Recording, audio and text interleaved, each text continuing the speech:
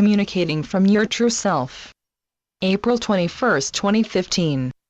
When it comes to your communication skills, there's always work to be done as you realize that good communication skills are necessary for all relationships. What we often observe is people becoming defensive, shutting down, or on the verge of snapping emotionally. When people withdraw or snap in a response, toxic emotions are exchanged instead of participating in the giving and receiving of love, compassion, and joy. Even if you have taken the time to let go of some of your old beliefs and patterned reactions, there is no promise that you will magically cultivate great communication skills. The development of decent communication skills requires a lot of time, tolerance, patience, and practice, just to name a few. You won't automatically gain effective communication skills just because you let go of distasteful habits. It takes work. There are many dear souls that don't consider their communication skill to be violent.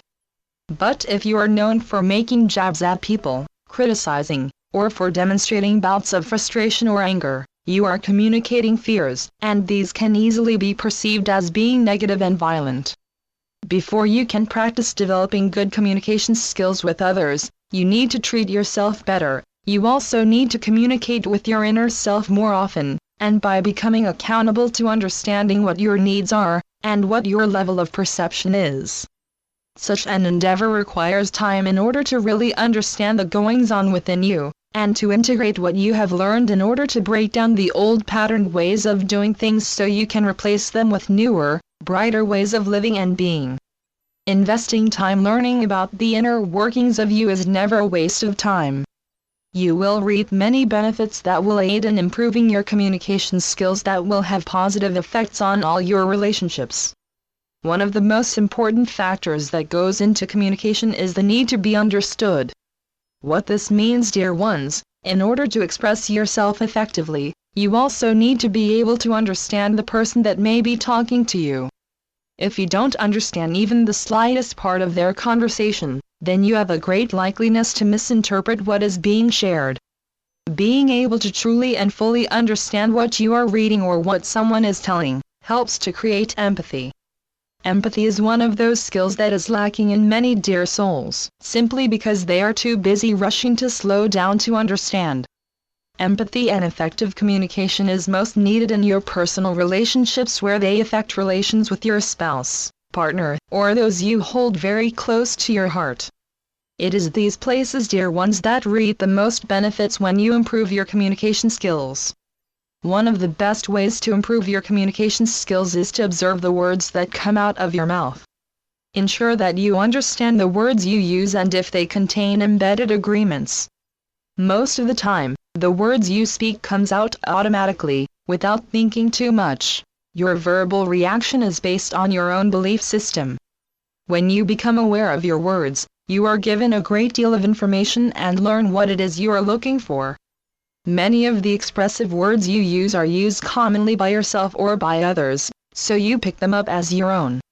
Many things that happen that are out of your control, such as the weather, or long grocery lines, or high traffic, things like these that are outside of you often get blamed for the reason behind your mood or how you are feeling.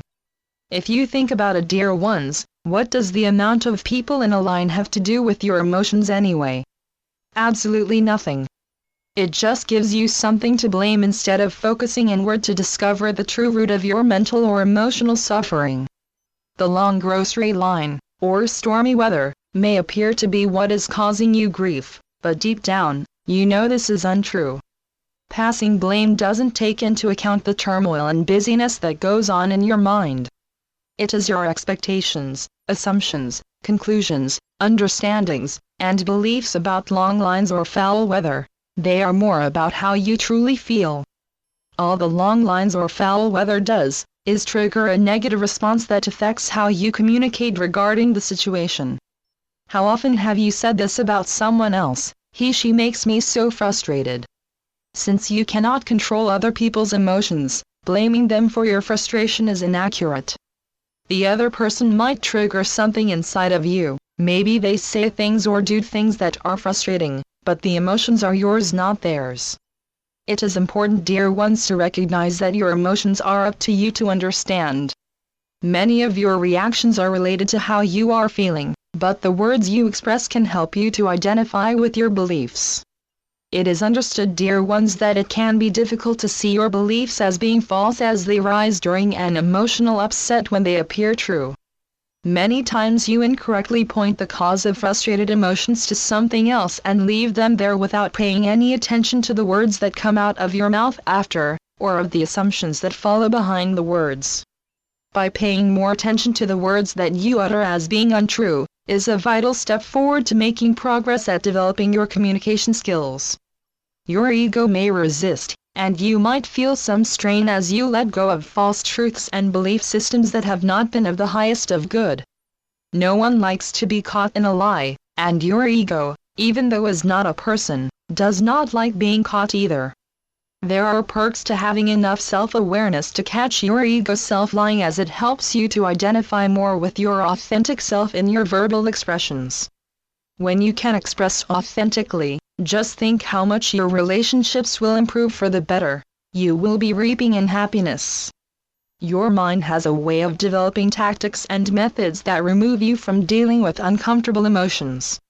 Sometimes your overbusy mind creates rewarding style strategies or plans that are pleasing to others but don't necessarily make you feel okay or help to lighten your own discomfort from troubling emotions. When you compensate, you are allowing yourself to be distracted from seeing what is real and from what needs your attention. Try refraining from the habit of compensating. Instead, focus on the emotion that makes you want to cover up what is really going on. To be successful at refraining from compensating, you need to be aware that you often compensate. Remember, dear ones, every time you attempt to influence another person's behavior is an example of a compensating strategy or plan in motion. It is hard to let go of false beliefs, but necessary, dear ones, in order to solve the mystery of becoming better at communicating, and to free yourself from your own emotional trappings. From your effort to observe your words and the beliefs that are often attached with them, you are able to identify so many of your uncomfortable emotions that have been allowed to sabotage so much of your journey. You are taking back your power from their negative ways and let them dissolve into nothingness. It is up to you, dear ones, to make yourself more aware. Pay attention more to what you say, know what you are saying, make journal entries that note communication issues. Read what you write, and become better at observing the words that come out of your mouth. Only you can increase your level of self-awareness. No one can do this for you. On your way to happiness, communication is just one stop along the way. It may be a crucial stop, but there is more for you to discover, there is more for you to learn, and much more for you to become. You will go further because you are not meant to remain standing still for too long. And so it is. I'm Ascended Master, El Morya, through Julie Miller. spiritualnetworks.com